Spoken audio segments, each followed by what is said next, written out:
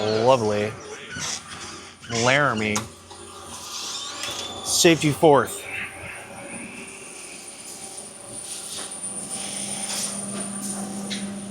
How you doing there, brother?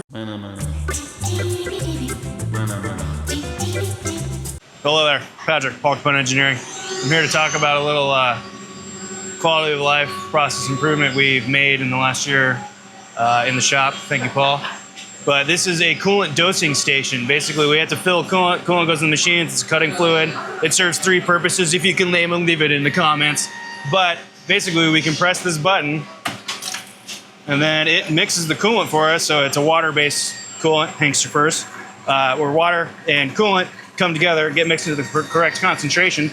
It fills the bucket and stops. So we don't have to stand here and hold a button. We can walk away and do something else. And then we always have buckets ready to go. So when you need coolant, there's coolant. It's cool. Yeah. See you on the flip side.